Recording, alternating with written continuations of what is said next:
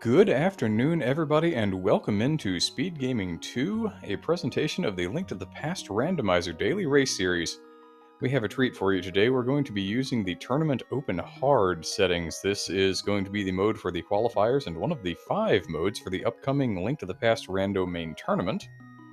We've got some runners on screen for you, and we'll get to them in just a second, but first let me welcome in my partner in the commentary booth today. I am MindDM. I am joined by Captain 1977. Captain, how are you doing?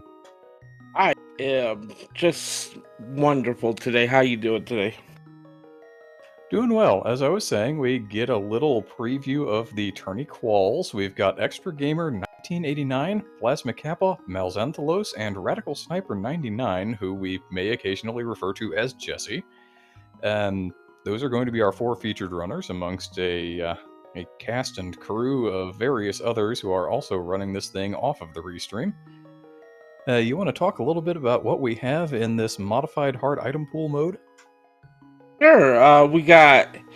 So this is, like you said, it's going to be the main settings of the qualifying rounds for the main tournament coming up in just a couple weeks, actually. So I think the main thing to point out here is that it's a little similar to the SG Daily settings, except that it's open.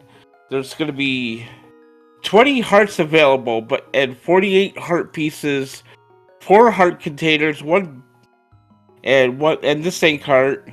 There's no half magic, non-progressive bows, 1 bottle, 4 placed in the pool, and it's gonna be empty. I think that's about everything as we get underway here.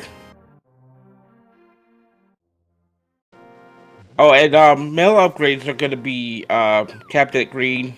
Swords are capped at tempered sword. I think that's about it.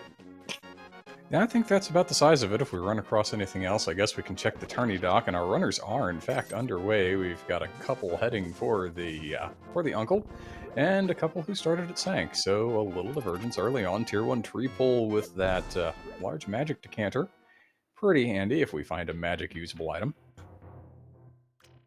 And just in case we didn't have enough magic, there's some more magic on the bush crab. If you need magic, you have options. Malxanthalos is going to be showing us the Lumberjack Ledge here. Well, maybe he saw that, but I sure didn't. And right away, we get the mirror off the uncle.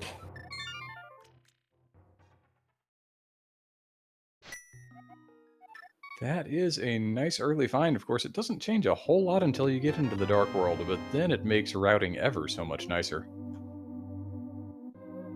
Plasma Kappa also checked that Lumberjack Ledge, and I have no idea what that was. We're seeing in chat here, thinking it was a red rupee. Red rupee would be a good thing. You don't have to worry about going back for it ever.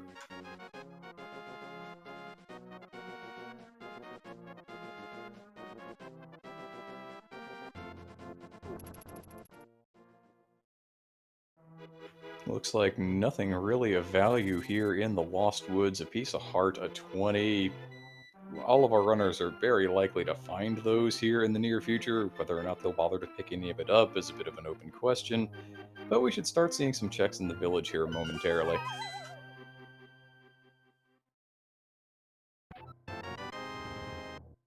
We see different directions here as Malxanthalos is going to head south through Kakariko, trying to farm some bombs on those 50-50 bushes. So everyone else seems to be entering from the north. No bombs in hand. It looks like it's going to work out for Malxanthalos here, unless he needs a 4th bomb to get into race game, which we'll see here momentarily.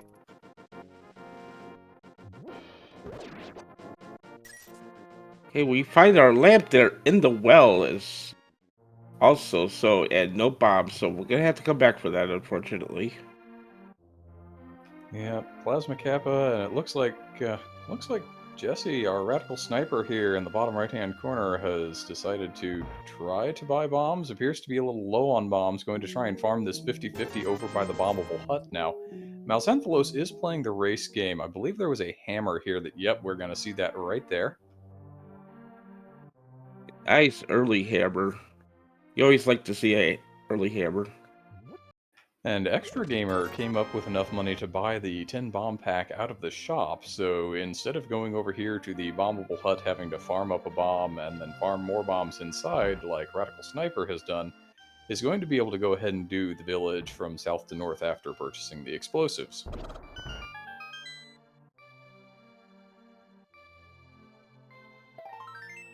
Looks like everybody's going to be bypassing the bottle vendor, though. We are a little light on money here in the early game.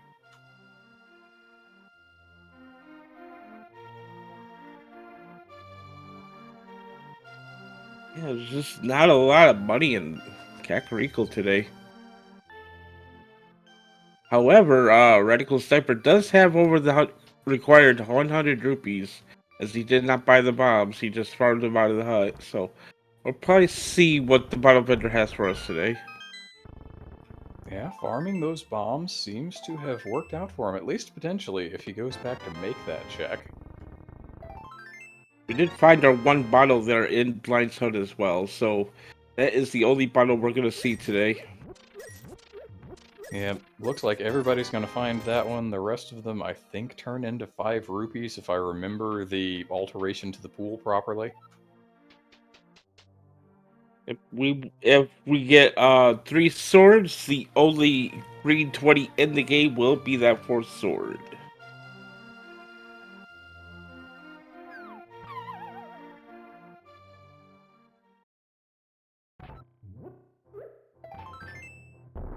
See the bottle vendor have anything? Oh, the bottle vendor having the boots today. That is some value, and the rest of our runners, unless they want to do a little farming, are going to be missing those for just a minute. You see Extra Gamer just getting over the 100 rupee mark. Gonna be able to pick up those boots.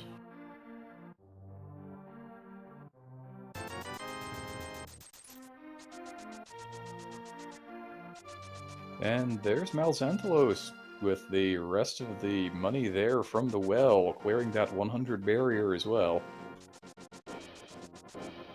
Unfortunately for Plasma Kappa here, not gonna have quite enough.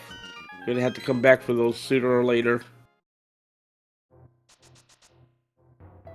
Looks like Radical Sniper is going to go ahead and pick up a few more explosives here before leaving the village. Going to opt to keep the count up that way since the rupees are not there for the purchasing of explosives after finding those boots.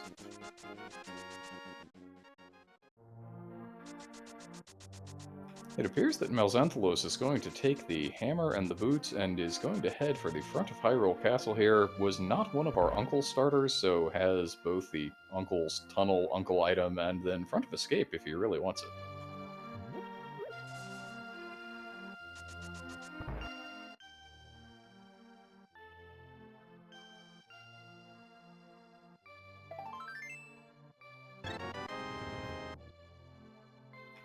Plasma Kappa taking the hammer in hand and now going to go ahead and save and quit back to the house. This is his first trip to the house. Maybe we're going to see the uncle play here. Maybe we'll get South Shore. It's possible. Yeah, heading south.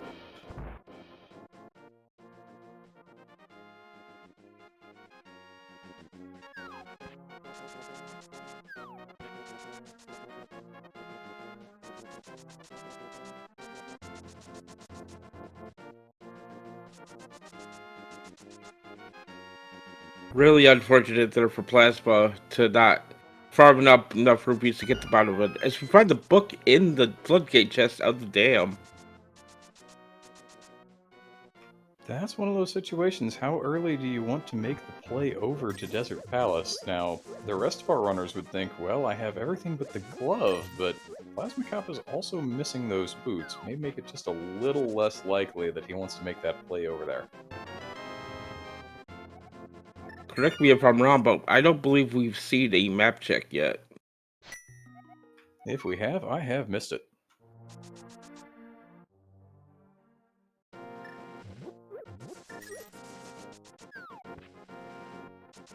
Malxanthalos coming up on the blue boomerang chest here in the escape. It just has the map today.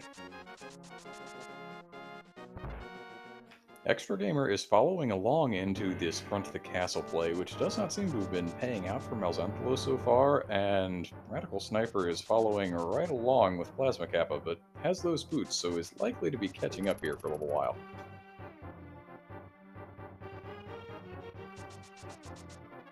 We find yet another piece toward Aga with the cape. And the cape and some pieces of heart, it may or may not have been valuable here in Mini Moldorm Cave. We'll have to wait and see for a little while.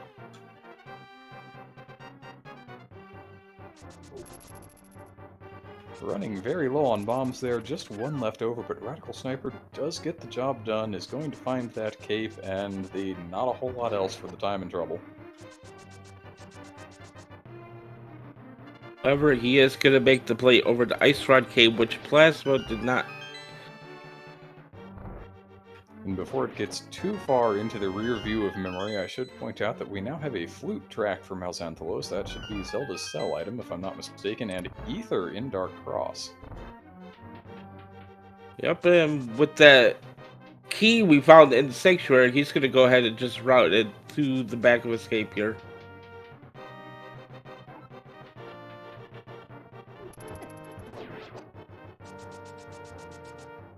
That flute may well be our access to the mountain here, so we'll see. That's something that Radical Sniper appears to be just a little ways away from at the moment. Yep, that is a completable hero.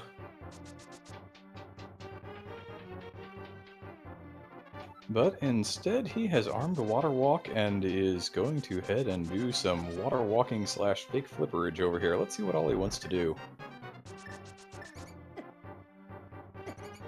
Yeah, not much going on in the escape sequence, just the flute.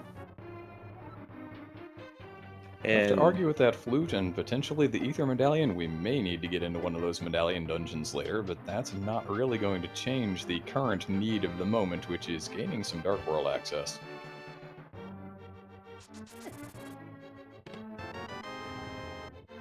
There's Extra Gamer picking up that Ether as well.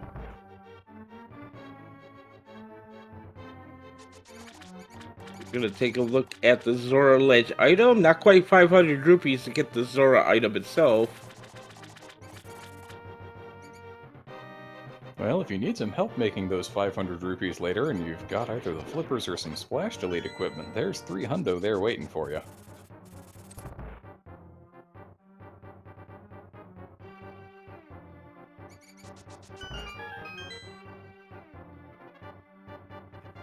Malzanthalos has returned to the scene of the crime, the non-exploded wall there in the back of the well, wondering, have I left a glove behind here? And the answer is no. Our other runners had seen that piece of heart several minutes back. Fortunate thing there for Jesse. Not really anything paying out there doing the fake flippers. But did manage to maintain the water walk throughout it, so that's about as fast as you get to go there. Going to take a quick dive in and see the going to buy some bombs, and then he probably ran by the Hylia item, and I just kind of missed it while I was watching everybody else. I was wondering if he was going to jump in and check that, if he had just kind of neglected to splash in and look at it earlier.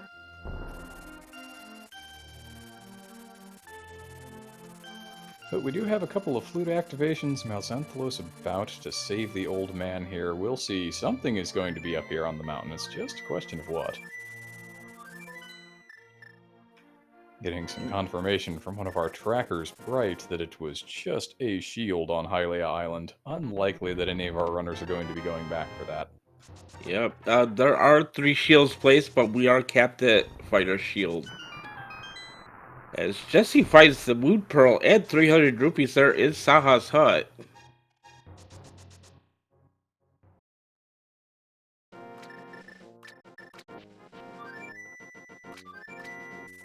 Now, one thing that this flute is going to do for Plasma Kappa that it did not have to do for all of the other runners, it gives them a reason to go back to the village, and that will be a good time to go ahead and check the bottle vendor.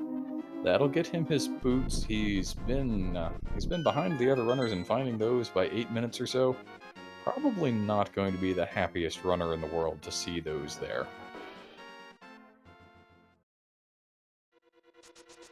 Extra gamer making the dip in the Desert Palace before going up the mountain here.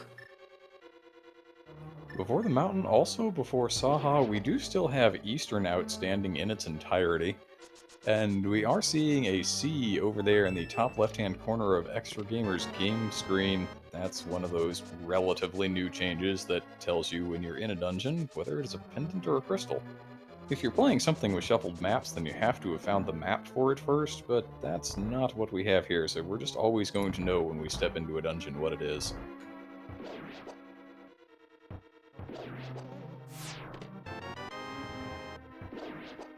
A desert is not boost locked, but there could be something on the torch still. We'll have to wait and see. Getting plays in Desert, getting plays in Tower of Hera from Malxanthalos, Plasma Kappa likely to be right behind on that. And Jesse going to go activate that flute off a save and quit here, it looks like, and we'll see where he wants to go next. He is, of course, the only one of our runners who's found that Moon Pearl in Saha's closet, so, well, one of these first minutes we're actually going to find out where our glove is. We find medallion number 2 in Hera, as we find the Quake there. Always nice to have that 67% chance to be able to enter one of those medallion dungeons if they become necessary later. And finding the small shield there in the Desert Palace big chest means the island will not be a shield anymore. Now, that is going to receive a replacement in a small rupee of some fashion. I believe that's going to be another blue one.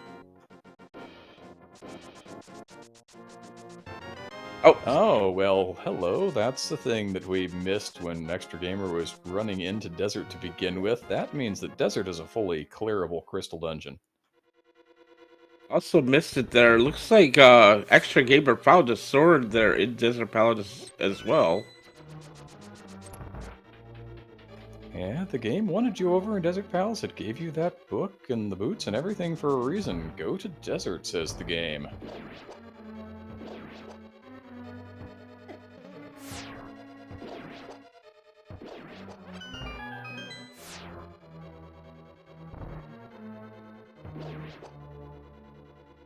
Looks like Radical Sniper actually took the small key and routed to the back first and then mirrored back to the front, so only now actually acquiring that flute.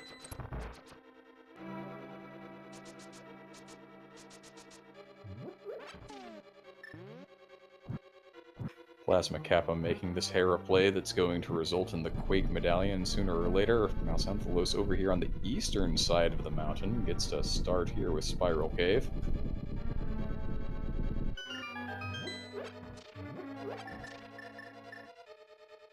Gotta be careful though, down to 1 heart here. And that Mini Moldorm is playing really solid defense on Malxanthalos here. This is a very questionable play on 1 heart. It was kind of looking through the inventory, hoping, praying that maybe something in there was better than the hammer or a bomb for trying to deal with these Mini Moldorms, and yeah, there's not a whole lot there unless you go to Desert and get that sword. Speaking of Desert, though, we do have Extra Gamer here using a combination of bombs, swords, hammers, pretty much everything in the inventory, trying to take care of these worms.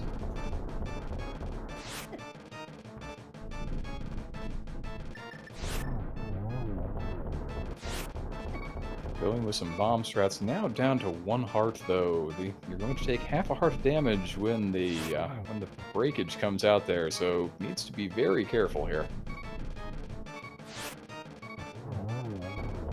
And gets the job done. Very nice. Hammer, the hitbox, always more than a little questionable, but manages to eke through on that half a heart. Puts a crystal on the board. Malxanthalos, Plasma Kappa, and Extra Gamer all with 1 crystal now, although it's a couple of different crystals.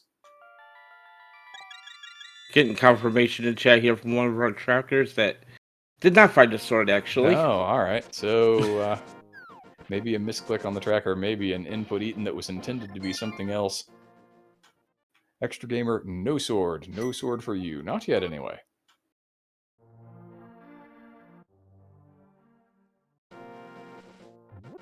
And we do find a sword there up on the floating island, though. So, Dark World access incoming. With the mist, we'll be able to get that sword. Still going to have to find another glove somewhere to make that work, unfortunately, but between the knowledge we have from our runners, we do know where the Dark World access resides.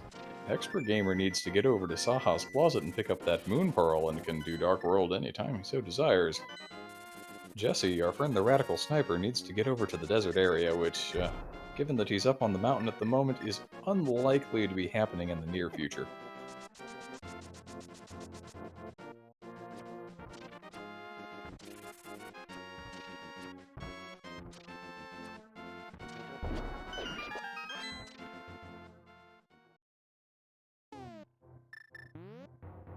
We're getting another one of those confirmation map checks there. It does look like we wound up with a full pendant Dark World, including green pendant pod.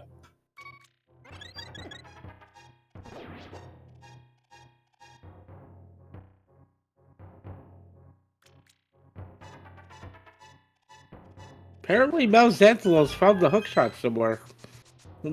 That would almost have to have been up there on East Death Mountain. In Paradox Cave. Yep. Certainly the best weapon our runners have found yet for dealing with things like mini Moldorms.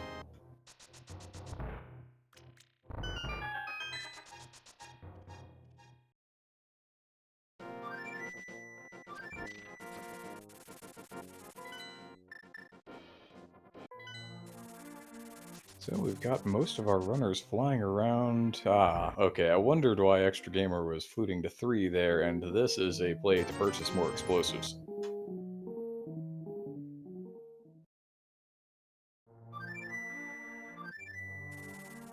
A reasonably convenient spot that you can just run down to from the flute to 3 and get back to a full stack of 10 bombs.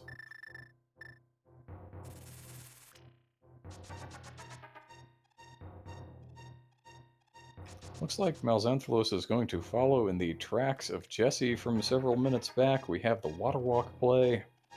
Out of logic until we find the flippers, and there wasn't really a whole lot on here. Now, one difference that Malxanthalos has that Jesse was missing is 500 plus rupees. So Zora can be checked here. We saw a quick inventory check there by Malxanthalos, trying to make sure that he's not going to pick up a piece of heart or two and get sent back into the swimming state just like that.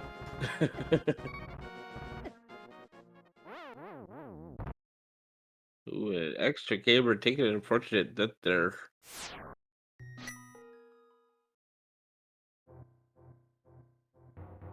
Getting bullied by those cabbages there. That is a thing that happens on Death Mountain every now and again. Unfortunate, but it is in fact the case. There is Radical Sniper evening up this crystal count. Everybody but Extra Gamer has the crystal out of Tower of Hera, but not behind in crystal count is Extra Gamer, having made the play over to Desert.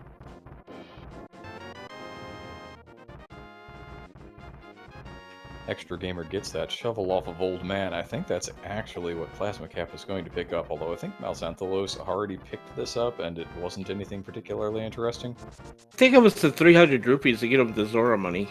Or Yeah. or 50. Yep. And that Zora money just resulting in a piece of heart for Malxanthalos. 500 rupees spent and pretty much nothing gained.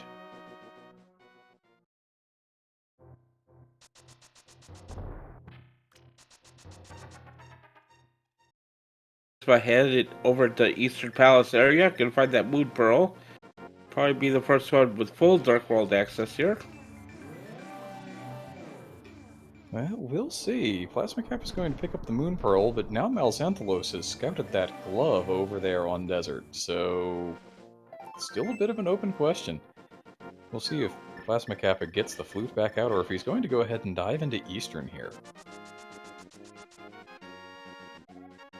Oh, looks like it's the Eastern Palace play.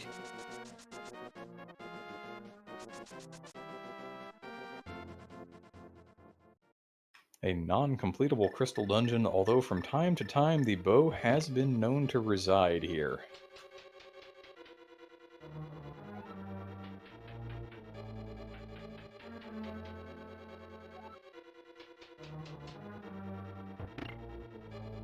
He's about to pick up his hook shot.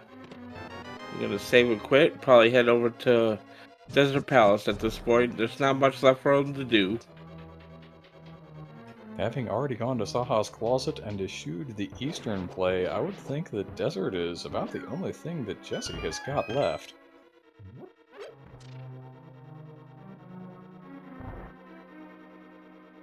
Well, I say that, but he's going to go ahead and check the shovel first.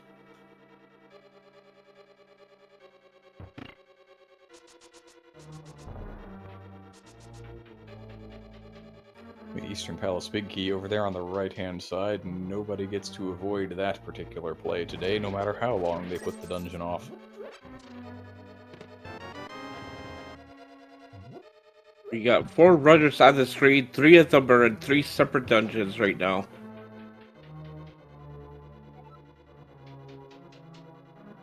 And just as I That's say what that, makes the reskin interesting. and just as I say that, Jesse's about to enter Desert Palace here. It does appear to be dungeon o'clock for our runners right now. There's the glove for Malxanthalos, still going to need that moon pearl from Saha. Jesse, of course, has spied that glove, but is going to go ahead and make the play in Desert proper anyway, since that's going to give him the ability to full clear it as soon as he picks it up. Looks like Plasma Kappa has not found all the items already, because we do have the play into the Vanilla Big Key location in Eastern Palace here.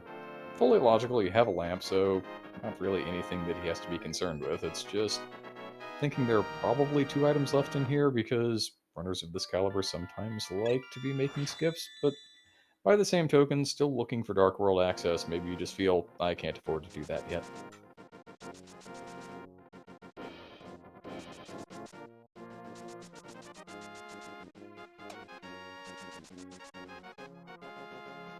It looks like Eastern Palace coming up dry.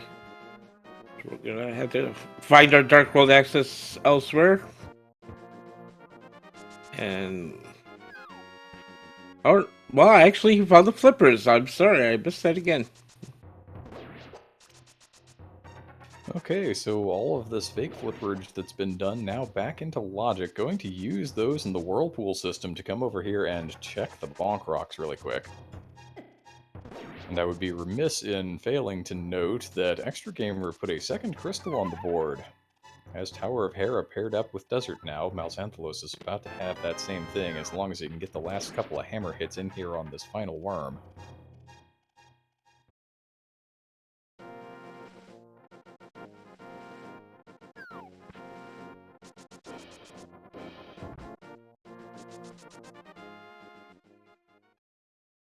Lanmola is not the easiest boss with the hammer, but Mal does get the job done, puts a second crystal on the board as well. Ties that crystal count right back up. Oh, and as we see the menu there from Extra Gamer, I will note that that is our 5-6 Wombo combo out of Desert and Tower of Hera. Once our runners can actually get into the Dark World, we could have a very early Pyramid Fairy check.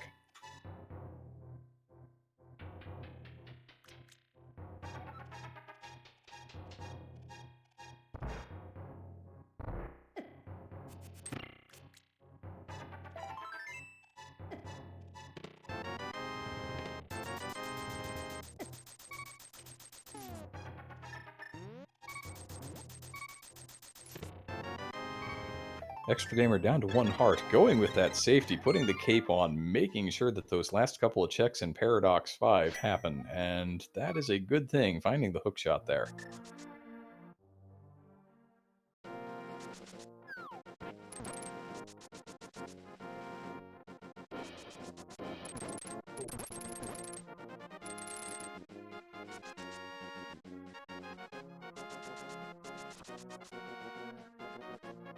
Alzanthalos with the flute to 5. Looks like he's going to be our first runner to gain that so coveted Dark World access as he drops into Saha's closet back here.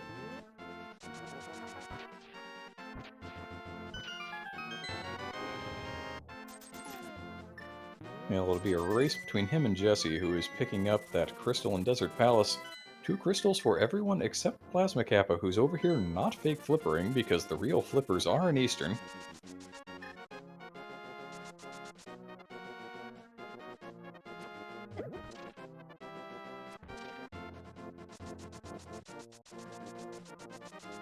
Looks like Radical Sniper still needs to clean up the Agena check here, so Malxanthalos, the first runner, going to be into the Dark World with actual Dark World access, as opposed to just kind of dipping in on the way to Tower of Hera. Yep, we're going to get a first look at Hype Cave here.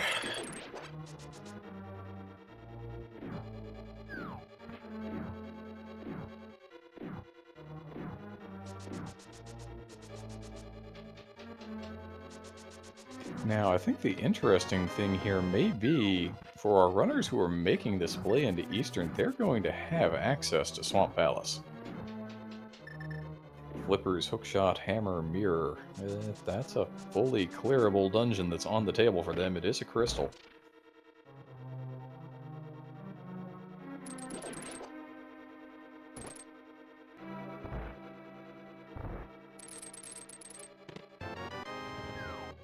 You see, Malxanthalos is going to go ahead and take that big bomb right up to the pyramid right away.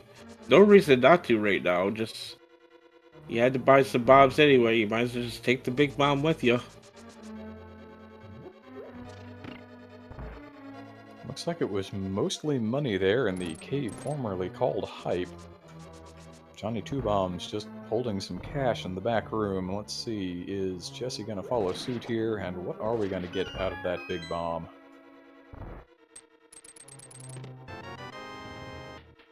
Extra Gamer in the Eastern Palace here. Gonna find those flippers right away.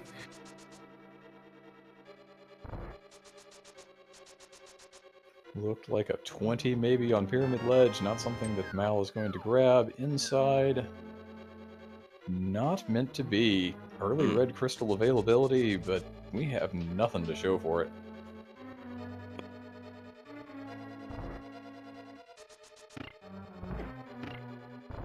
Kind of interesting that Malxanthalos and Radical Sniper have chosen exactly opposite routes. You hit up Johnny Two Bombs first, you get all the money, and then Mal said, let me go check these 5-6 crystals, Big Bomb Pyramid Fairy play. We'll head all the way up to Catfish.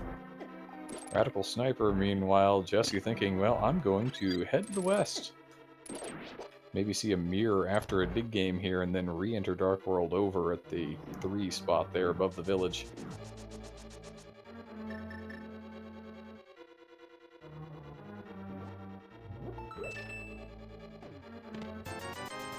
Extra Gamer with that final available check in Eastern Palace, just 50 more bucks. That is going to do it for that trip.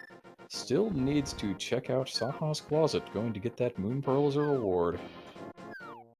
And Jesse finds our first obtainable sword there at their digging game. Okay, so finally, it only took us 31 minutes and change, but we do actually have a nice pointy stick that we can hold out in front of us while we're running around. That is the real comfort level when having boots, is when you have the sword to go with it.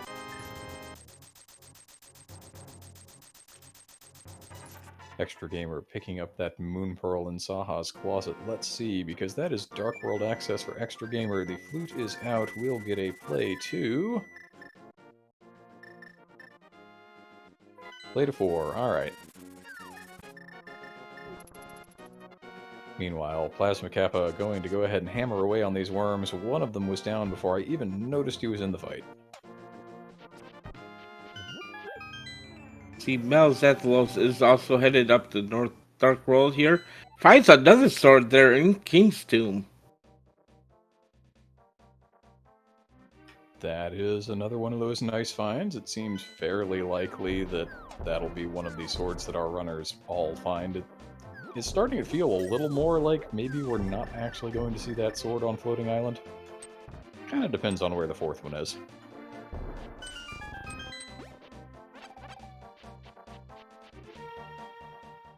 Look at the graveyard ledge. We find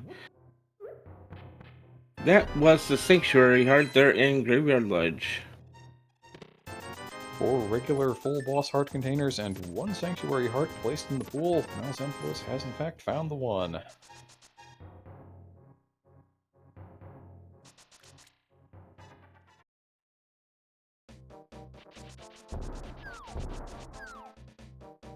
And we'll see if Jesse wants to also cross over there, like Mal did, running back out from Catfish and making that hookshot play across. Could be on Master Sword here in the very near future. Ooh, we have the cape, and Malzenthalos spies the glove, the Titan's Mitt, second glove upgrade on the bumper ledge. That's gonna open up a lot of things.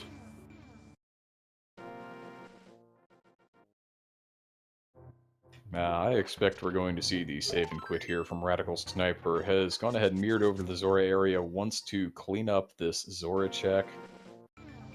Which makes a lot of sense. That was about as close as he was ever going to get to coming back to it. Now, we both know that it's nothing but a piece of heart, and he's going to be more than a little disappointed. But at least it's something that he can have peace of mind with.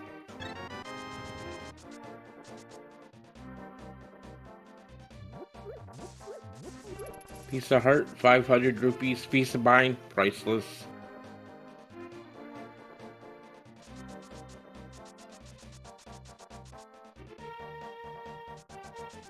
Malzenthalos now in the Village of Outcasts area doing some overworld checks. Going to go ahead and open up the Thieves Town entrance and head inside. Alright. Now, Plasma Kappa, one of our runners who made the play into Eastern Palace and has those flippers, is in Swamp, as expected. Somebody with the flippers and the rest of that Swamp Palace care package is just going to do Swamp now.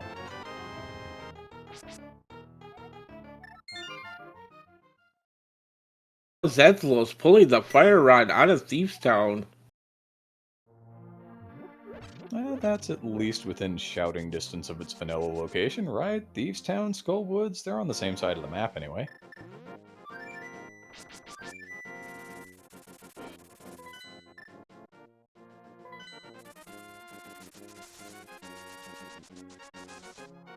I expect that we will see Jesse land on that same thing here momentarily.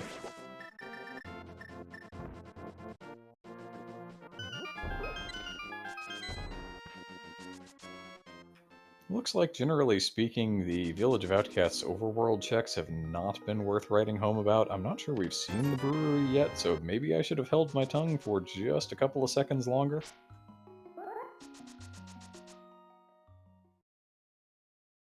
And No, Thieves it's Town fine. being a pendant, Malzenthalos going to bounce right on out after the front 4.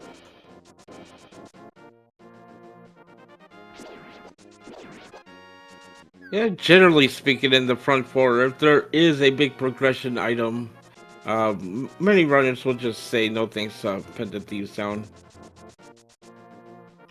It's entirely reasonable. It doesn't take all that long to get into the back. If you have to come back, you already have the flute, you've got the mirror. Pretty easy to deal with. Or Malzenthalos is going to take that fire rod straight into Skull Woods here. It is a completable crystal. Would have been difficult to imagine just about anything else there.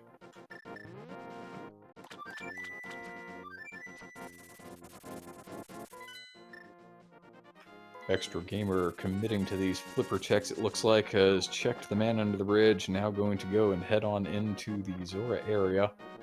Plasma Kappa is saying immediately, I have the entire Swamp Care package, but let's go ahead and make sure, since we were able to get in here bright and early, that we go ahead and do it from the top. We will take left side Swamp, and we will like it.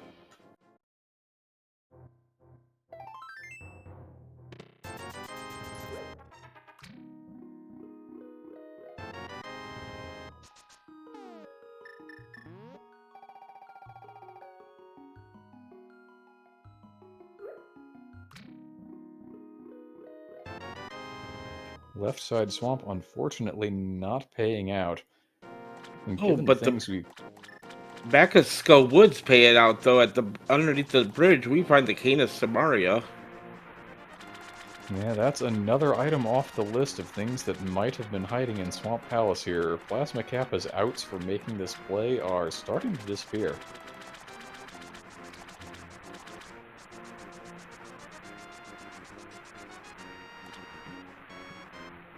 Now Xanthalos, running a little low on magic here, is going back and pulling the lamp out to make sure that all of these torches get lit. Started to use fire rod shots to get rid of the Gibdos in the way, and then came to the realization, well, I'm in a little bit of trouble here if I don't have enough magic to complete this torch puzzle.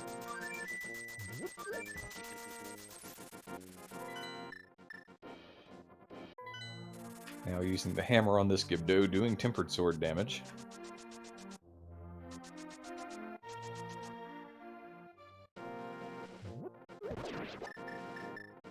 And Plasma Kappa attempting to set up a bomb diver down here in the back.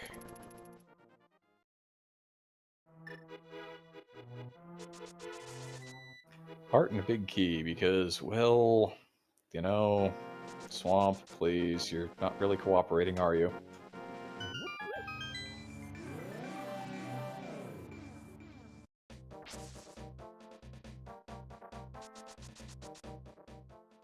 There is the Skullwoods Crystal from Malxanthalos as Radical Sniper drops into the fight. It is a fighter sword and hammer moth primarily, and the moth just wants to hang out on the ceiling.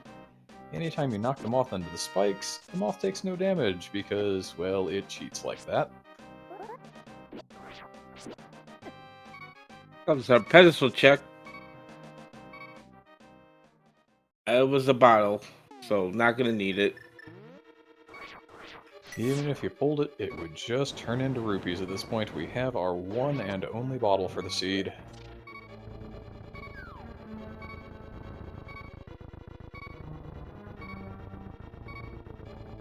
Yeah, this moth is not playing nice for Jesse here.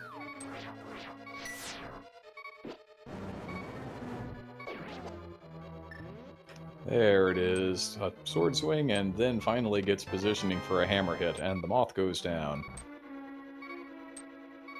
So, Kata Samaria in the back. We're still looking for item number 2 here in Skull Woods. Of course, we find the big key first.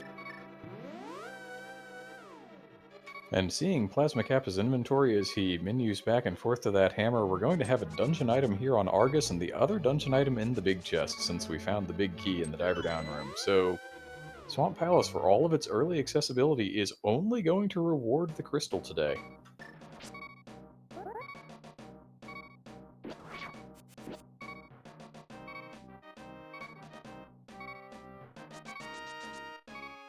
Malxanthalos finding that second item. I believe that was another one of our full heart containers.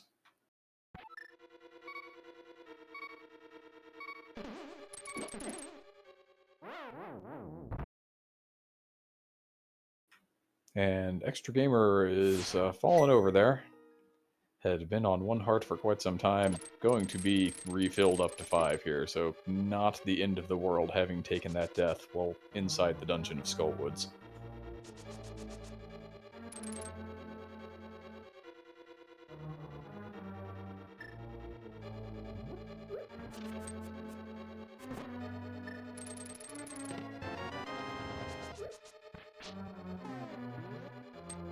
It does appear that Extra Gamer is in here before having done the front of Thieves Town, so without the Fire Rod is only going to find that 1 heart container, the other item tucked away behind Fire Rod access to the back of the dungeon.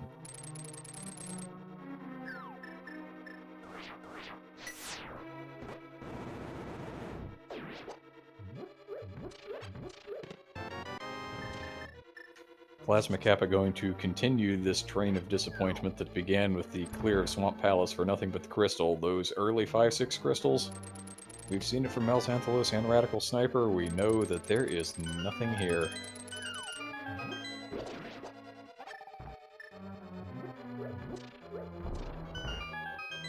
And Jesse running over the bumper cave here, gonna find those smiths. Probably do Keen's Tomb as well to get another sword. Probably pick up Graveyard Ledge and King's Tomb would make a lot of sense here, and then that mirror will come out, and with the mitts, it'll be interesting to see where he wants to go. Dark Mountain is an option. We now have the access over into the Mire area. He doesn't know it, but an Ice Palace play would be logical. He needs to get into Eastern Palace to get those flippers, although at some point he may in fact want to go ahead and find a bow.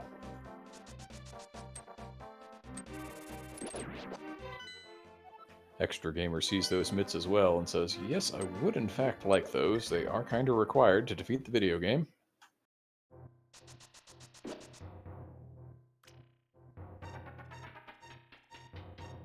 Ah, welcome in our raiders, a party of 42 from Speed Gaming Prime. Welcome, welcome. You are joining in progress a Link to the Past Randomizer daily race. Our 4 featured runners here, along with diverse others off-stream, are running what is going to be used as the qualifying mode for the upcoming Link to the Past Rando main tournament.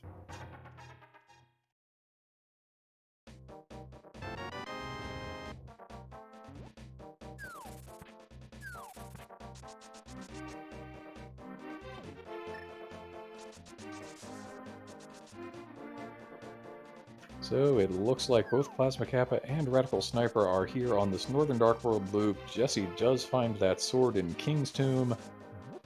Plasma Kappa, I think, got that sword in King's Tomb first and is, yeah, kind of heading in the westerly direction here, so is going to go land on things like the Titan Smiths here on Bumper Ledge.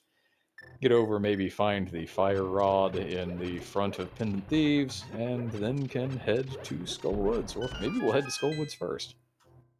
It's a bit of a question. We'll find out here in a minute. Now, speaking of questions, Jesse has decided that with those mitts, it's time to check the Mire area. And we have Quake for Mire, so that is a completable Mire. And there is the bow in the Mire shed. A little old place where you can get 2 items. Today, it does have the bow. Now, in this particular mode, the bow and the silvers are separate. We do not have progressive bows in this tournament modified hard pool. So, going to have to find the silvers somewhere else, potentially. Oh, sees the Bombos Medallion, almost nopes out, and then thinks, you know what, why don't I just have the full collection just in case I have to go into Turtle Rock? But I think we're at a point where we know where everything is, and Turtle Rock's not going to have anything for us. Stop me if I'm wrong here, but we don't need an Ice Rod because Turtle Rock is a pendant, and, well, Jesse doesn't know that the flippers are just hanging out in Eastern Palace. We do. I believe that is snow mode, yes. Of course, with that bow in hand, I believe the next play would be over to Eastern Palace. Yeah, the Eastern play, then maybe you try to pair it with Pod if you haven't found the things that you need yet, but I feel like you go ahead and you do your Crystal Dungeon first, and at that point, Radical Sniper is going to be in really good shape there, having found flippers. But we may well be in a situation where Plasma Kappa is kind of the dark horse to be first runner in go mode, because the Fire Rod is about to enter inventory for him here in the Pendant Thieves Town, and then the Cane of Samaria is hanging out in the back, and, well, then all you have to do is go find that bow in the Mire Shack, and you're good to go.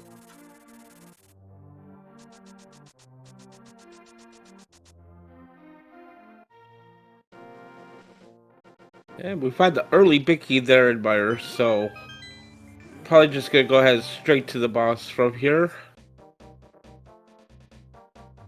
Alzathalos looks like he's gonna do that. As Jesse thought about doing some more in Mire, but then decides against it. That's a choice you can make. Some of those checks in Mire are not always the quickest checks in the world. Maybe thinking, well, I have everything but the flippers. Maybe they're not actually here.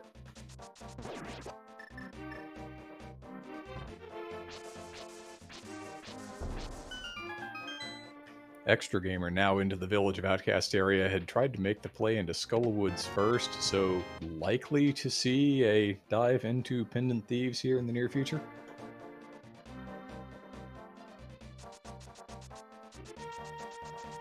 Which is something that has to happen because Extra Gamer is going to have to find that fire rod eventually. Speaking of things that had to happen eventually, Plasma Kappa finding the second sword there on Digging Game. While on the right-hand side of the screen, we get nearly simultaneous Vitreous fights. Malxanthalos going to go ahead and go with the cape and spin strats. Jesse going to cape up and then spam the sword because the game has a hard time depleting your magic while you're spamming your sword and standing there with the cape activated.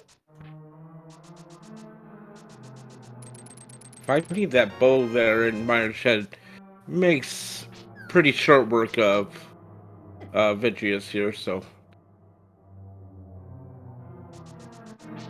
And we find item number 2 there on Vitreous, so no need. Or we're still missing an item in Minor. Never mind. Yeah, I We think might we see him went go in and back found in. a very nearly Godmire and took advantage of it. So let's see if either of our runners decide they want to go back in. And the answer is Malxanthalos says no, and Jesse says yes. Extra Gamer has that fire rod, picking up the big key in Thieves Town as a just-in-case kind of thing, but is going to go ahead and mirror out. With fire rod now in hand, can maybe make a quick loop around the Thieves Town entrance, and is... I'm not sure. Are we get? Oh, we're getting a potion stock, maybe.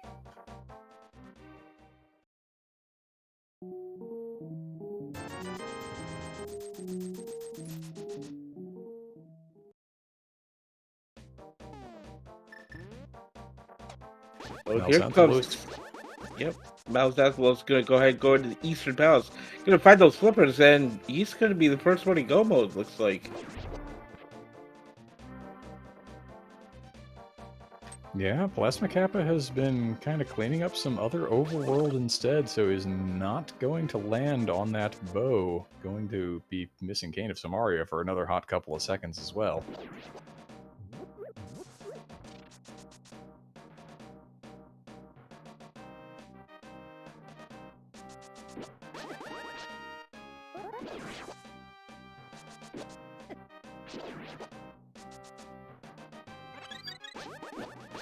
Timely fairy refill there for Extra Gamer off of one of the little bags of plantains there in the Skullwoods overworld.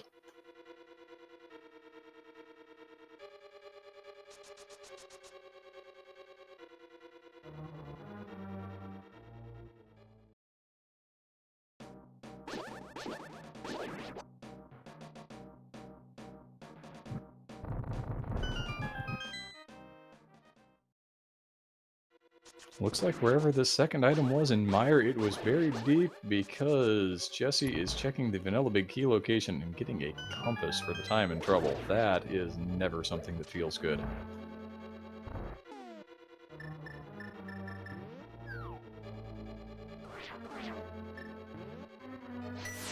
There are the flippers for Malxanthalos.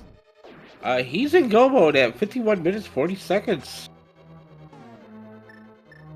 A nice bright and early go mode for this this mode that is going to be used in the upcoming main tournament qualifiers. Get used to seeing things like this, folks. We're going to have some more of this coming at you in about 3 weeks.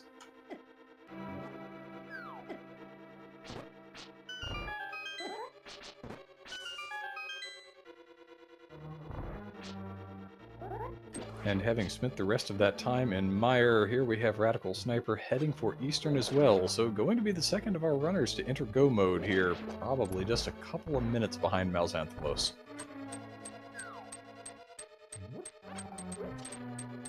And as we worry about runners entering go mode, we also have simultaneous Mothula fights. Plasma Kappa already in here doing damage, some Master Sword slashes and spins, trying to get the job done. Getting a little fire rod usage over here on Extra Gamer's side.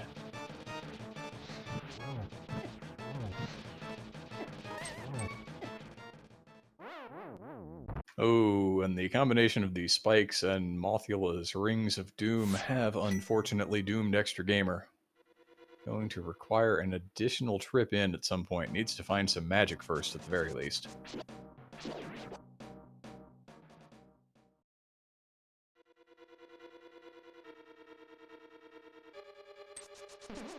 Malzenthalos putting that Eastern Crystal on the board. That raises the count to 5. Going to go ahead and potion up.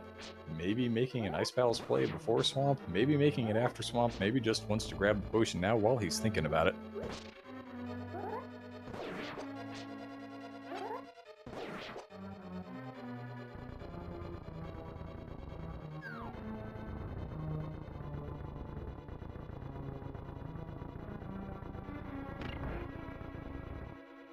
There are those flippers for Jesse, so second restreamed runner in go mode here, just has to run onto the back. Extra Gamer with that good game knowledge there by the Vanilla Big Key location is that bombable wall, and back inside there is a full magic decanter under that pot. Is down to 1 heart though again. Might be worthwhile to just take a quick, Death Warp off of one of these mini Moldorms, get back up to 5 or 6 hearts, whatever the game's going to set you to. It's certainly going to be better than 1. Just go ahead and spend the 7 seconds.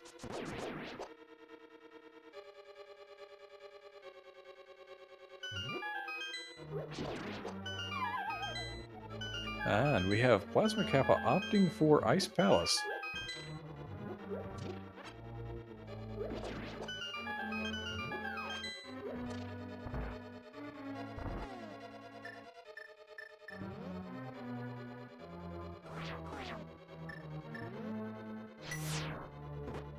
And it looks from that menu, there was a question in chat that Extra Gamer has not yet gotten the Cane of Samaria out of the Underbridge chest.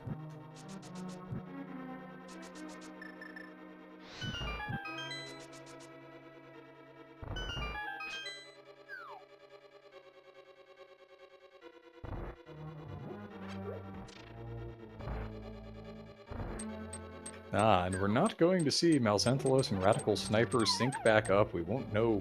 Well, we can kind of operate under the assumption, given their relative clear times of Eastern who's ahead, but they're going to opt for different 6th crystals here. Radical Sniper heading into Ice, while Malzenthalos is in Swamp Palace.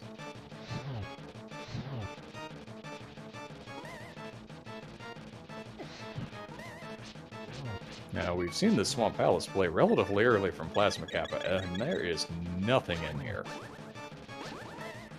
It might be that Malzenthalos was thinking, well, maybe I can find one more sword. One more sword might be nice. Then I don't have to worry about that one up on Floating Island, up on Death Mountain. But no, he's not even checking chests. He's just ready to be done.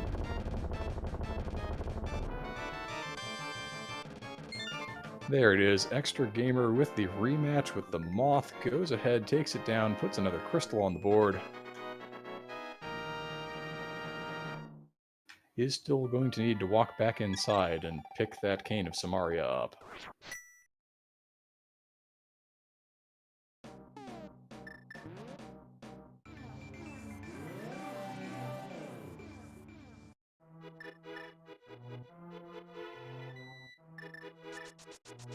Jesse having a little trouble getting the positioning for the icebreaker trick here, while Malzenthalos is hooking a couple of puffs, letting the Master Sword spin go, and taking them out in a rather timely fashion.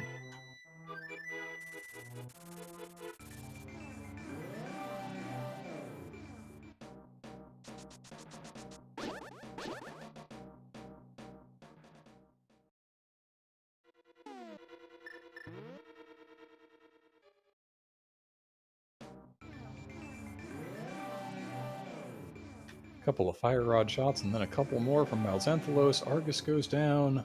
That is Crystal 6. 57 minutes and change.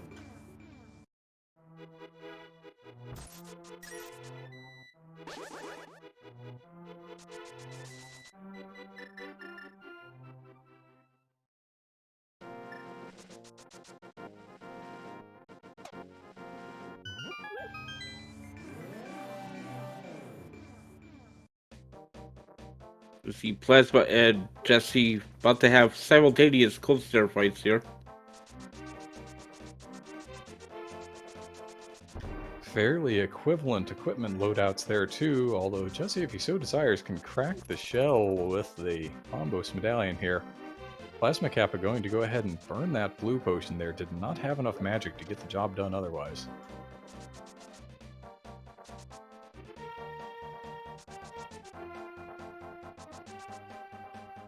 Jesse going to use that remaining magic to start taking down the Cold Stare Puffs, the Fire Rod doing Butter Sword equivalent damage to them.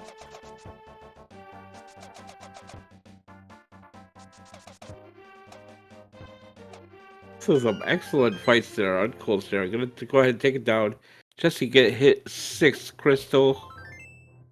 As Plasma picks up his 5th crystal.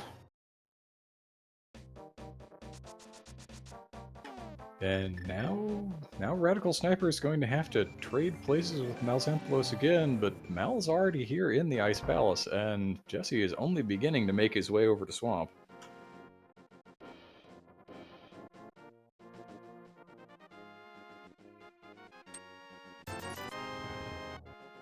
It looks like Plasma Kappa is going to go do some looking on Dark Death Mountain here.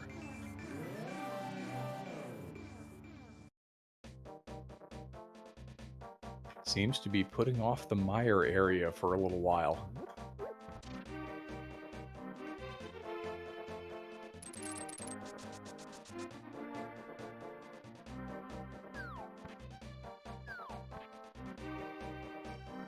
Extra Gamer has that purple chest in tow. I believe we saw that from Malxantholos, I think it was.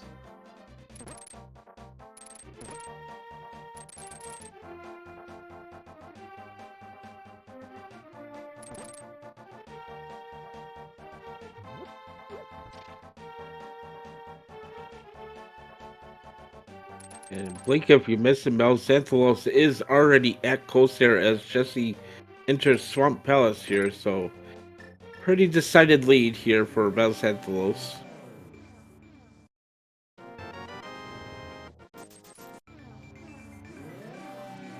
And oh boy, and we're getting confirmation in chat that Extra Gamer did not pick up the red cane in Skull Woods. That is not a position you want to be in. I don't know if it was just kind of a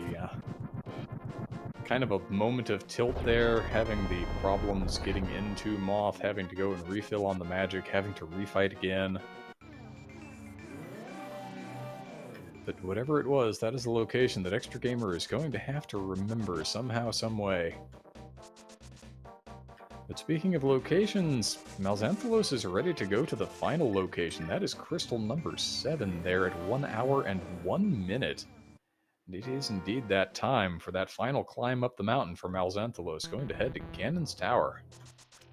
With maybe a stop off on the lonely peak there on top of the mountain for a third sword. We do know where that is. We have not found another third sword anywhere, so it's an awfully nice safety to have in a mode that doesn't always give you all that many of them, and in fact several of them are outright removed from the pool.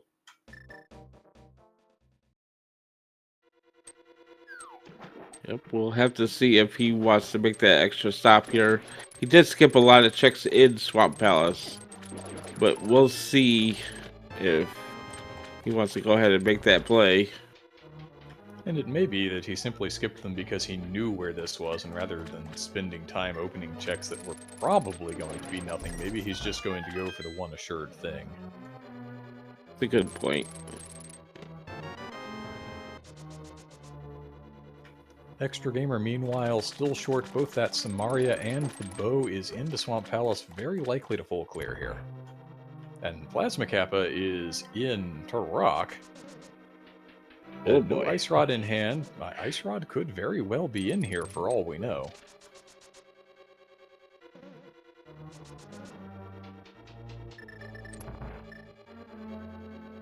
And yes, looks like Malxantholos is going to go ahead and get that sword off Floating Island.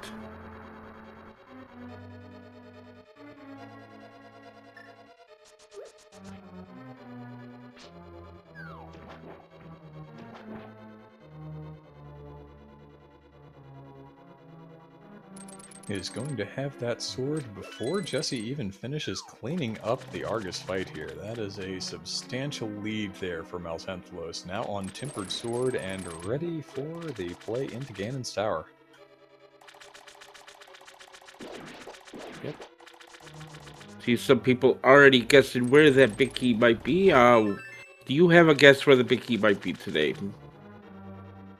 Well, we're going to run out of time here in just a second as this crystal cutscene ends and Malzenthulos gets in, but first let's say that I tend to operate under the Bwain school of routing, so I'll grab something in probably the 8 or 9 range, which would be compass room for me, but that may not be how Malzenthulos routes. We'll find out here. Okay, we'll start out in the Hope Room.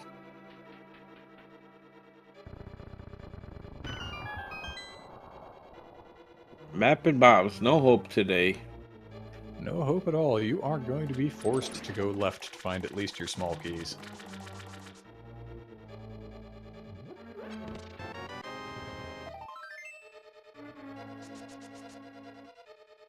Starting with the one on the torch, then you can steal that one under the pot, and you're in pretty good shape for keys. It looks like Extra Gamer made the play into the back first. I don't think that was long enough to play left side swamp and still be in the back. Meanwhile, Plasma Kappa now here, checking the Vanilla Big key location in Turtle Rock, and it's a small key for the trouble of spending a key. And blink if you missed it, we found the big key of GT and chest number 4 there in the Stalfos room.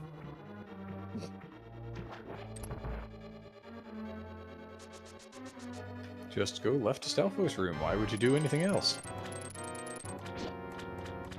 Seems like a fairly easy key to find. Most routes get into that room relatively quickly, especially when you have no small keys in Hope Room.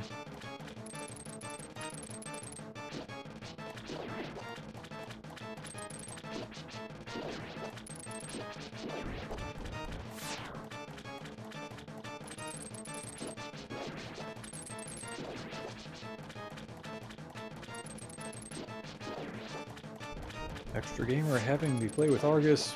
Radical Sniper picking up the Tempered Sword there on Floating Island. Plasma Kappa now in the Mimic's Cave there. In the midst of Turtle Rock, you can mirror over and get into that Light World location. And Extra Gamer now on Phase 2, going to use some Fire Rod shots here on Argus, as so many of our runners have. Only Plasma Kappa didn't, and that's because he got here before he found the Fire Rod.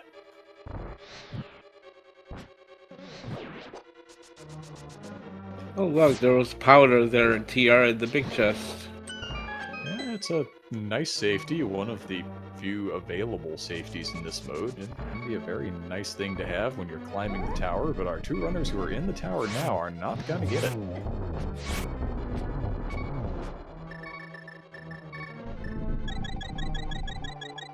And that becomes a bit of a going concern, as Malzenthulos has been forced to burn his blue potion here in Lambos 2.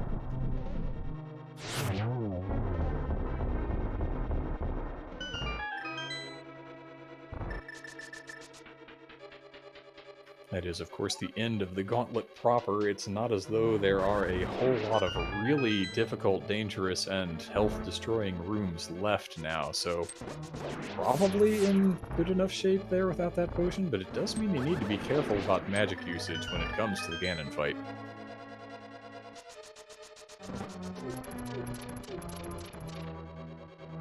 Extra Gamer, having not found what he was looking for in the back of Swamp Palace, is now making the play to left side Swamp. Plasma Kappa all the way through Laser Bridge has found the powder, is going to go ahead and mirror. The Ice Rod was not there.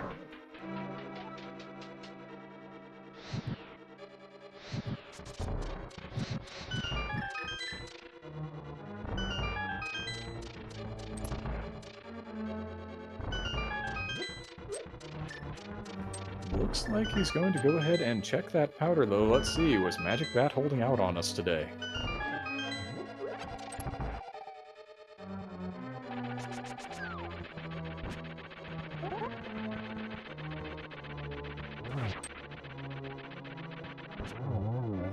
Malzenthalos there with a very clean refight of the worm. We get reverse engineer mushroom from the magic man. Not going to check the ultimate chest of the game, does not have silvers, and does not care. Malzenthalos has a race to win, heading on to the penultimate boss of the game here. We're not even at an hour and 10 minutes into this thing, and here we are arriving at Aga 2.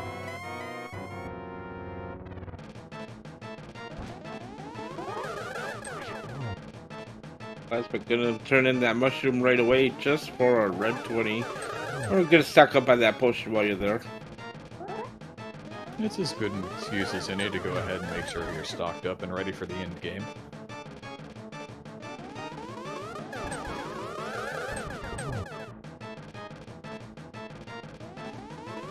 Perhaps not the kindest, gentlest Aga patterns ever, but Malzenthalos does get the job done. Suddenly, here at this late date, we have our first sighting of the pig.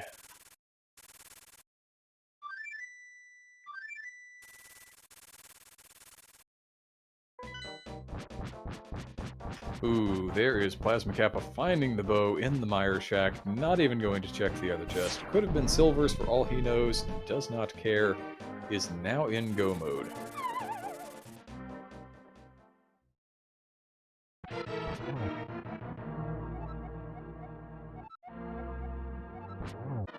Yeah, I feel pretty good about an hour 9 go mode, but these runners today have just been on point with their checks today. As all you really had to do is just go to dungeons. There wasn't a lot of overworld checks to do, so.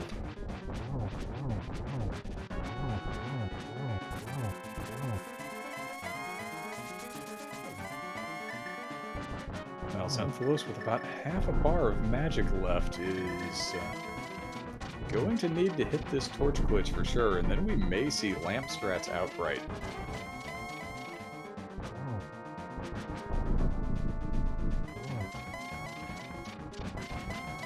As Jesse is only now in the room before Moldworm 2.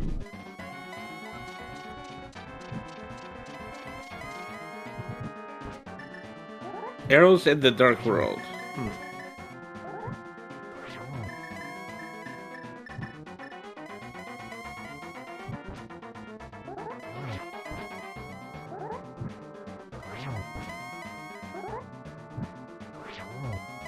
Very nicely executed lamp triple there. Is he going to get this one? Doesn't look like it.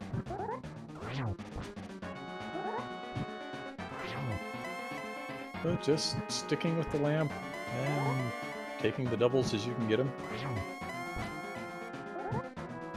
Plasma Kappa finding that big key is just charging right through Misery Mire, but this is going to be too little too late on his side.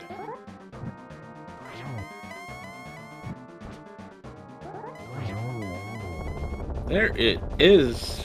Malzenthalos taking down the big pig. Almost running out of magic. Not quite. Get those GGs in chat for Malzenthalos. Gotta cross that bridge, and he is gonna be first on the restream. First place overall with a 1 hour, 11 minute, 30 seconds. An impressive display all the way around from Malzenthalos. That first place overall finish has to feel pretty good as you start gearing up for main tournament qualifiers. We'll see if we can get him in here for an interview. It's been a hot minute since I've had a Malzenthalos interview, but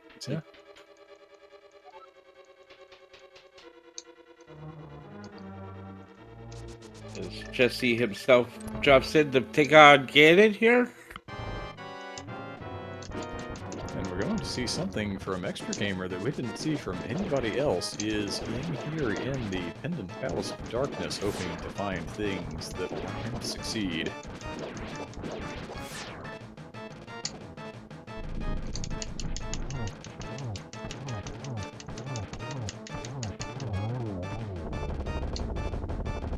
There is that Vitreous kill from Plasma Kappa. One of those boss heart containers is the reward, all the way up to 15 hearts.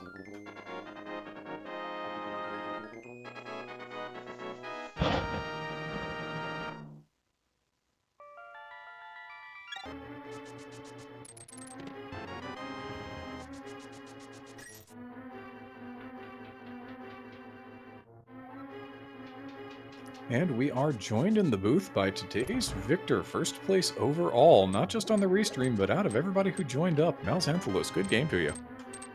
Yeah, thank you. GG. GG's. It's been a minute since we've had an interview here, but how did you like the modified hard item pool tournament settings? I thought they were really interesting. I never saw so many pieces of art until today. They were basically everywhere. Yeah, I kinda like it. I really like the idea of not having a blue mail, which usually is a very big safety item. And yeah, it forced me to play more safe than usual.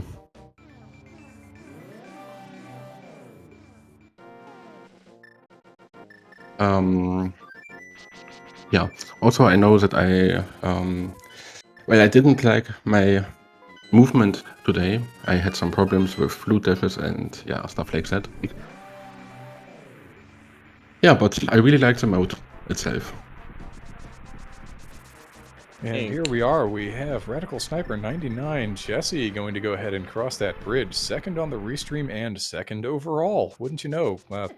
2 minutes and 40 seconds roughly behind Malxanthalos, a 1:14:13 finish. Go ahead and get your GGs in chat for him as well.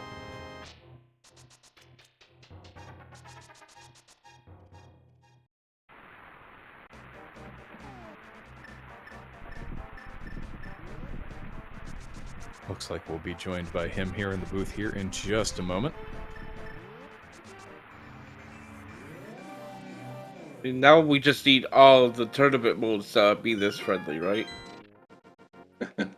Oh, I expect you'll probably see several of the qualifiers at least this quick. Yeah. When you have that many runners, somebody's going to hit the route. Yeah, I mean, the seat was really straightforward with the route I got. But I think if you don't touch Thieves Town, you can get really hurt here. Yep, and we are now joined by Jesse. GG's to you. GG. GG, Mal. GG's. Yeah, I think the main difference between you two was the decision of Meyer.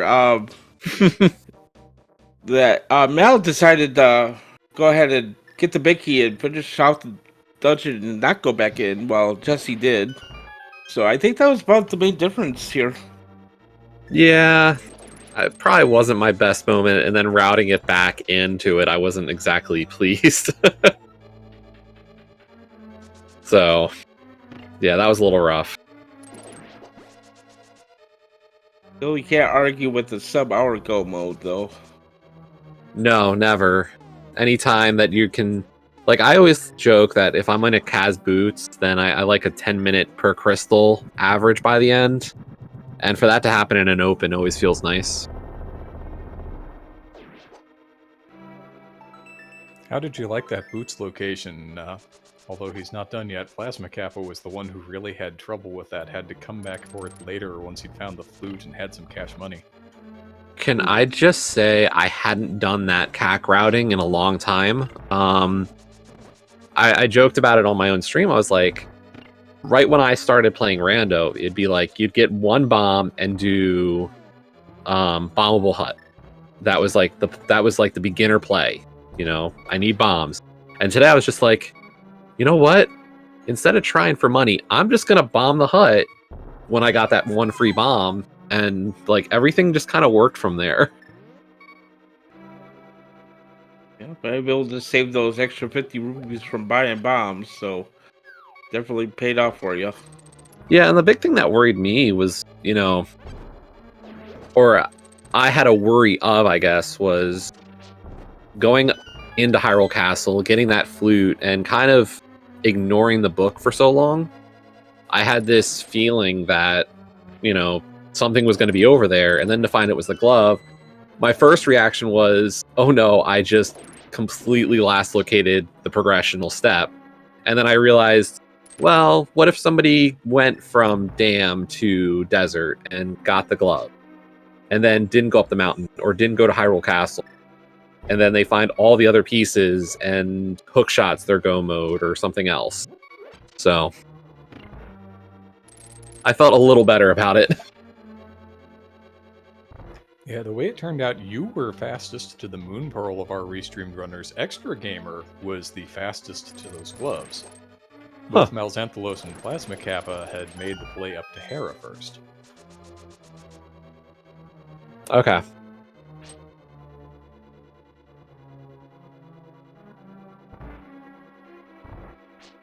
Yeah.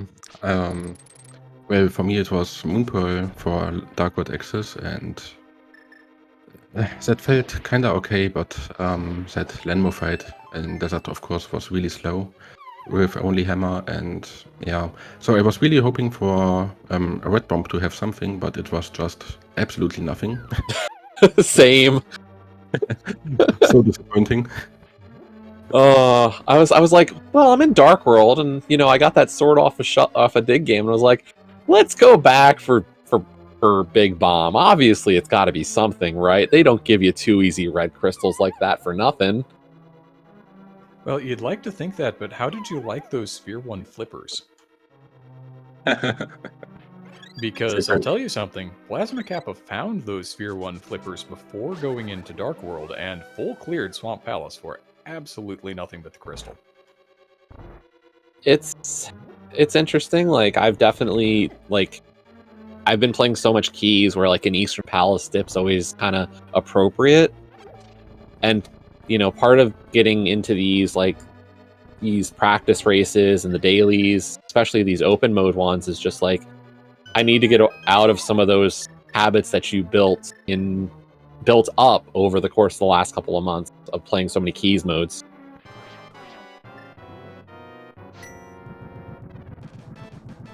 Where was Powder, by the way?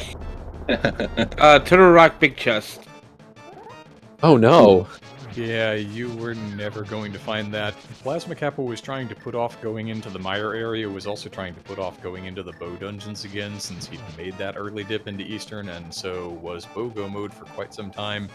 Took the mitts up to the Dark Mountain area and did all of Turtle Rock except the boss before going over to Mire. I'll be honest, I did consider going back for that sword on Floating Island before Mire. And the only thing that kept me out of it was getting the sword out of King's Tomb.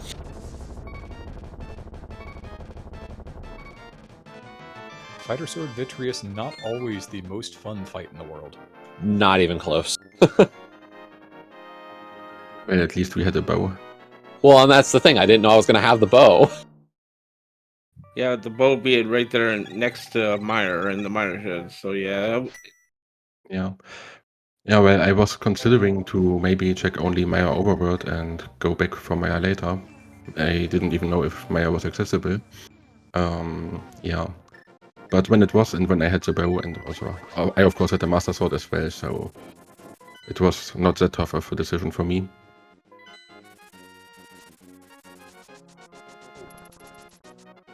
And the two of you actually were holding the Mire crystal overhead at exactly the same time, so pretty much the entirety of the gap that ensued was just Jesse going back in. Darn. Yeah, we could have had a real race to the finish here. I'm sorry to chat for ruining a good race at the end there with overclearing. Yeah, well, I was also considering to do it, but I just thought I have so many locations left. And that one chest in Maya takes so long. Where was the item, by the way? Arena. Oh, okay. Did you go for the cutscene chest before, or? I unfortunately did cutscene as well early. I took the Godmire and then was like, oh, I'll just go and do the, I'll go back in, hoping maybe the flippers were on Vidi, and then it was like, well, I kind of want to check this. And I think part of this is maybe, thinking about the difference between qualifier safe and actual 1v1.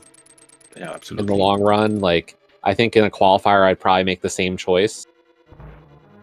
Just to not get burned, even if it cost me those, in this case, currently 3 minutes to you, roughly. But, like, if I was racing Mal one-on-one, I'd be, like, the same way. Like, nope, don't go back in. Take Godmire and leave. I can absolutely see that. I also was kind of worried about that play to skip that one item in Maya, but well, after I got one item on Vitreous already, I was like, skipping one item doesn't feel too bad. Skipping two items, if Vitreous didn't have an item, I definitely would have gone back into Maya. Yeah. Now, Jesse, we were asking Mal here before you got in, how do you like the mode? It's going to be what we're using for the upcoming main tourney quals and all. Well, I feel like the hard item pools have just been so much fun between last main tourney and then this past SGL. I really thought how SGL handled the hard item pool was a nice little shift, and I like how this one's going to continue that kind of trend. I think getting rid of half magic is a big deal, and bottles especially. Like, I think that's such an oddly specific thing to change, but it really changes how you play. You don't realize how much those safeties are nice to have. Yeah, absolutely. I really thought that Ganon was very frightening. I used my potion in GT Climb, and so I had nearly no magic left for Ganon. Had to rely on Lamp to light the torches. I had a spare blue and I just didn't touch it. I was like, let's see if I can do it without today. Nice. Yeah, my climb was not that good today. I had some troubles.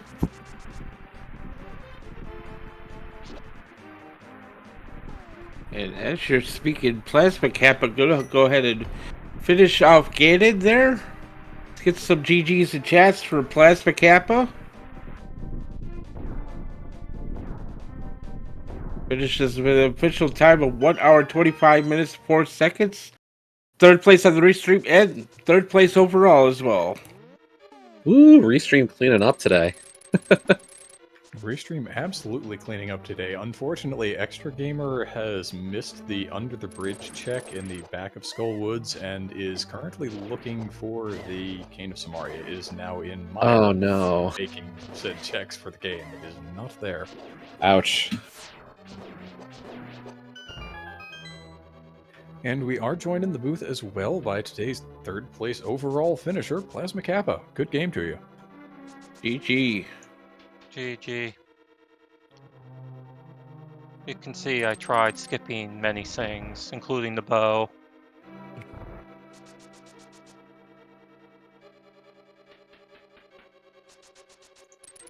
Yeah, you also had a little bit of a time finding those boots at the very beginning of the game. Money kind of a necessity here.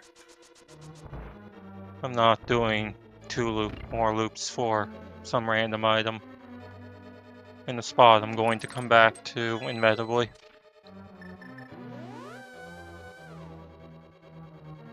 Naturally, it was the boots.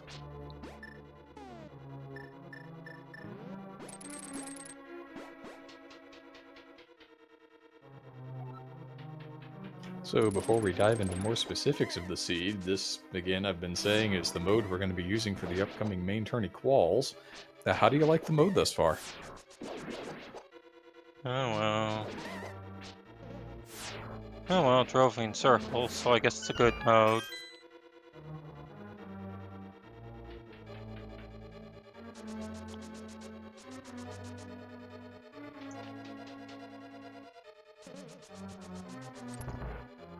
Took only the barest precautions, or most of the part pieces, I think, and it ended up relatively okay.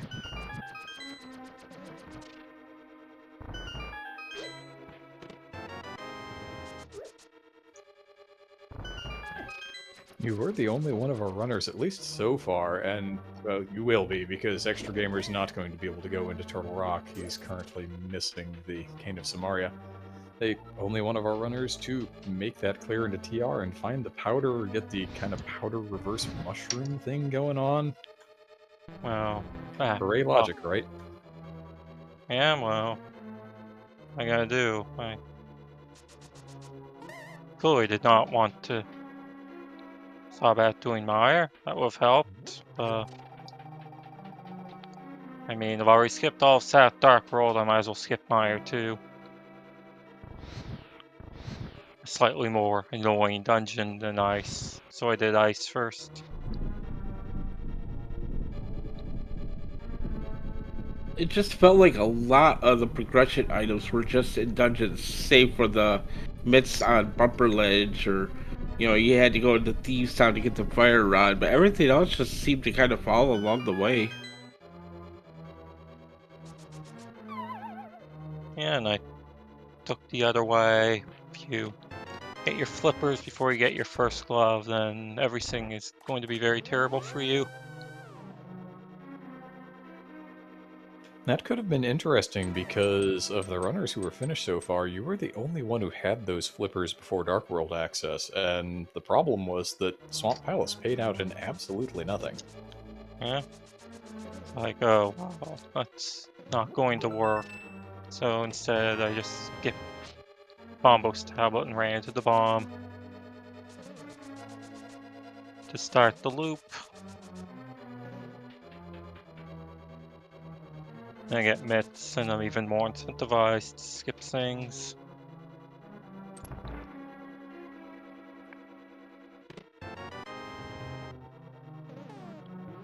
Like, ever since the glove, I've been just randomly skipping things, even slightly out of the way, but wasn't enough.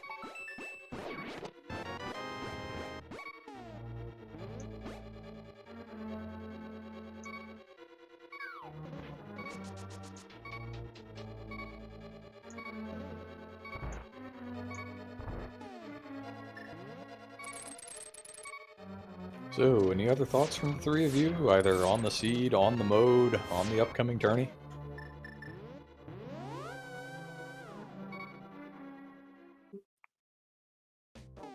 Yeah, well, I hope that the qualifiers won't all be seeds like that, because that seed really felt like a coin flip. If you went for the right items, you get a good time, and if not, you don't get a good time. And yeah, I mean, jet seeds can be nice in restreams, but I really like those longer seeds for qualifiers way more.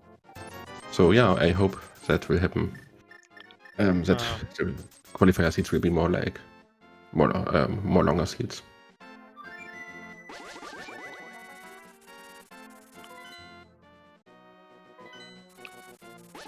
I think that is the danger of those big qualifiers. Somebody is almost always going to find the route. Yeah, that's right. Yeah. I can concur with that, which means it will absolutely not happen. Pretty much. All of them, or at least the ones I play, specifically the ones I'm in, will be like this. No, I get that feeling too. Of like, yeah, I'd love to have a good mix of jet and flogs, and then you enter 5 and all 5 of them are the jets, and you're just like, dang.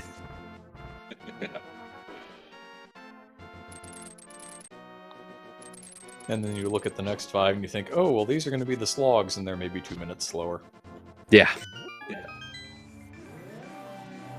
As they were saying, like, you're always going to have at least one person make I don't want to say it's a clown play or a crazy play, but somebody's going to make an unexpected play that pays out amazingly in every qualifier. It's just luck of the fact that when you get 100 people together and just say, do the best you can, somebody's inevitably going to make that decision.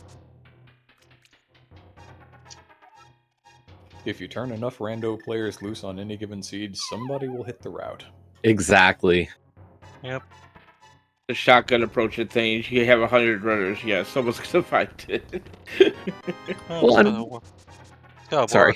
I've been trying to climb the seat since 30 minutes. It didn't work. I mean, the thing is having at least one seed that's a definite, low drop, you're going to have really good runners who kind of go in with that kind of attitude of just like, I don't have to worry about it. I can always just come and hope to find the right path. And if I don't, it's not going to make a big deal of it. So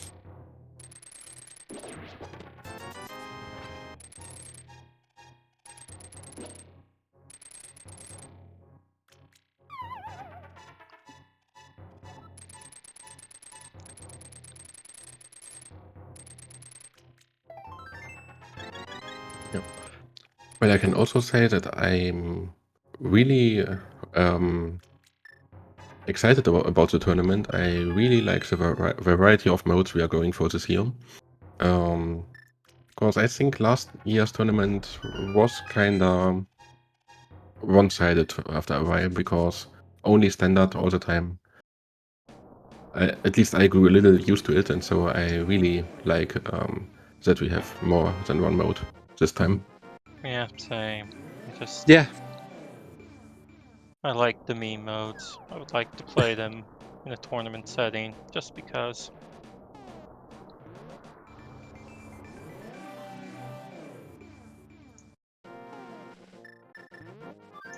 But I gotta get past this open plus first. Well, Silver's in the Dark World. Where do you think that might be? Probably like Spike Cave, I would think. I don't think we've seen Spike Cave from anyone.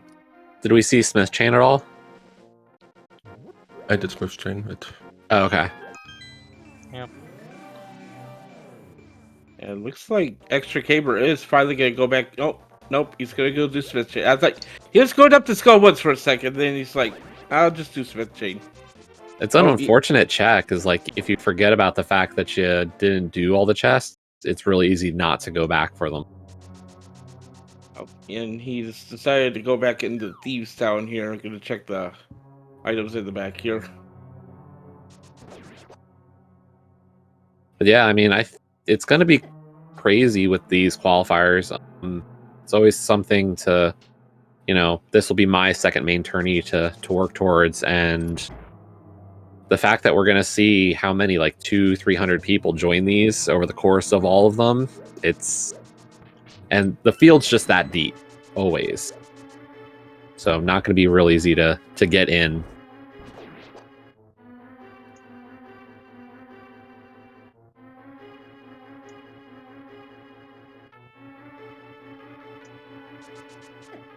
Yeah, it certainly feels like the field is not ever shrinking. We are only gaining more and more runners as time goes by, and they keep getting really good really quick. Yeah, I mean, look at each year, the Watch the Mentor tourney, meet a lot of new people.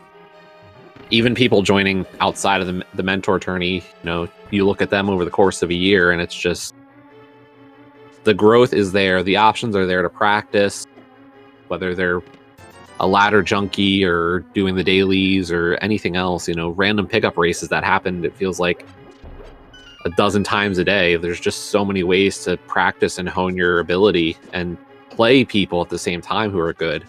So you always have an opportunity to learn.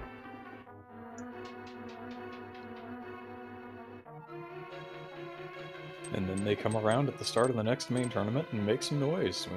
We'll see who that is this year. Right.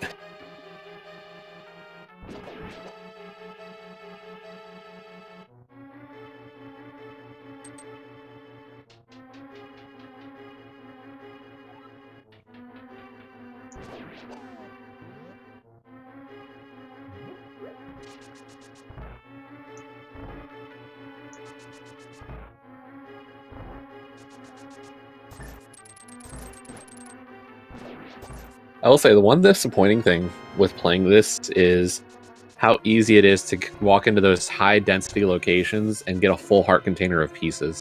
The number of times you walk into Hype Cave or Mini Moldorm or Paradox or any of those types, and you go and you find 4 pieces of heart, you're always like, really, game? Thanks, All that. Waterfall Fairy. That was the thing. I thought about that. I was like, is Waterfall Fairy more dangerous without a pearl and fake flippering? Or water walking? Yeah, I actually had that situation. I was at 3 heart pieces when I entered Waterfall Fairy. And I just said, okay, there won't be a heart piece in the first chest. And luckily I opened the right chest first, which didn't have a heart piece. Would have been really annoying otherwise. Right. Yeah, were you able to fill your bottle? On that inventory check at the time. Yeah. You know, it was interesting that he did fill his bottle when he was in that water state. So I didn't know you could do. Oh. Yeah, that's possible.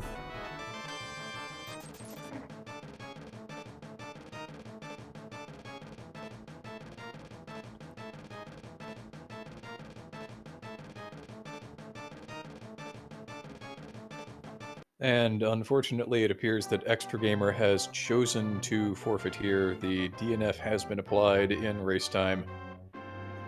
Does not know where the Cane of Samaria is.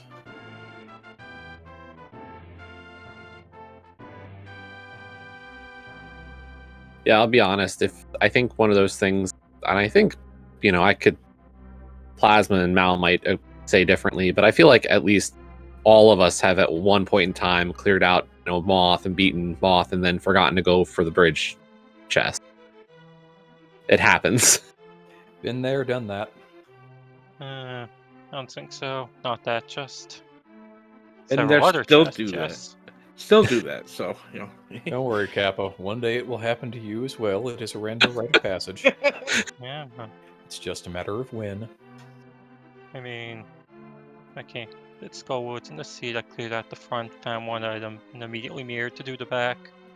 Checking pinball room. It's like I was just assuming there'd be an item in the back and in the front. I do like the bridge chest. It's one of my favorite chests.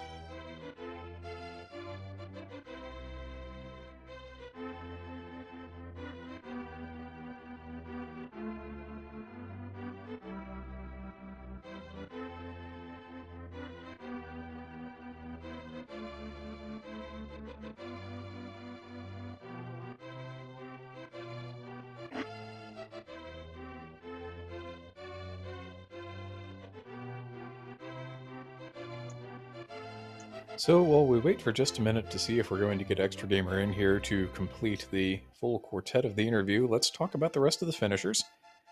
Teto with a 4th place finish, 126.57. Dapper Wormman, 5th place, 130.16. Professor Renderer, 134.08. Shinmaru, 134.52. Arya Stark, 134.57. Vortex of Doom, 135.58. And Ascend in 10th place, 136.12. We do still have The Thing in 1987 still ongoing.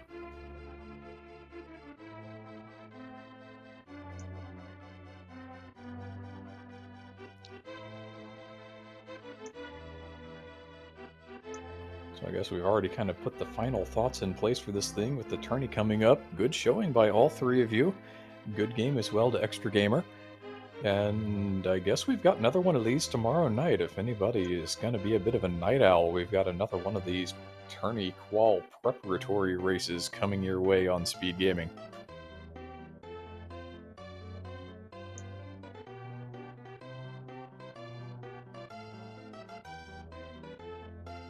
Captain, I will say it was a pleasure working with you, as it always is.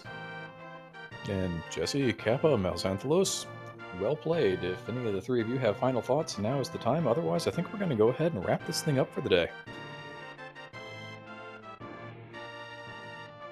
Yeah, well, let me just very quickly thank you all for doing this restream and commentating. Thanks also to the tracker. Don't really know who it was, but thanks very much. Also, thanks for the restreamer, and yeah, thanks for organizing this race. Yep. Thanks for everything. Yep, thank you. Always a pleasure to be here, and thanks for all the work going on behind the scenes with this. yeah. With that, we are not gonna get Extra Gamer in for an interview. So yeah, that's gonna do it for us here. Would you like to close this out, Mind DM? I most certainly would. Let's go ahead and say, before we wrap this thing up, if you enjoyed the show, since we didn't get to say this during the seed that really only ran about an hour and 10 to an hour and 20 minutes, go ahead and give all of these runners a follow. They put on a show for your entertainment on this afternoon. I hope everybody was, in fact, entertained. My co-com today was Captain 1977. We had Bright and Robs doing the tracking for us. Thank you, of course, to Speed Gaming doing all of the back-end work, getting the restream up and running. And you can follow Speed Gaming 2 through 6, and our foreign language channels, Speed Gaming Espanol, Francés, Português, and Deutsch. I believe there is even a Deutsch 2 and maybe a 2 of one of the other ones. It becomes a little difficult to keep track of them. We keep adding them as we need them. So by all means, if you need to get your games done in the Speed Gaming fashion, fix in the language of your choosing, and it is one of those on offer, please feel free to drop by those as well. I know that Malxanthlos particularly has shown up on Speed Gaming Deutsch from time to time. But yeah, I think we've about done it here. The Speed Gaming daily race schedule is going to continue tomorrow night. We're going to be playing this mode again. I believe that is an 11 p.m. Eastern start. I'll probably try and run that one rather than commentate it. We shall see. But yeah, thank you everybody once again for coming out and partaking in a little Speed Gaming entertainment on this Wednesday afternoon. Please come back in the future. We'll bring more of it to you. Captain, if you've got a final word, now is the time. Otherwise, I think our job here is done. Yep, that's it. Thanks for all the runners and trackers, and to you, Mind DM. Thank you for co-commenting with me. Yep, that's about gonna do it for us. So, have a good day, everybody. Bye bye.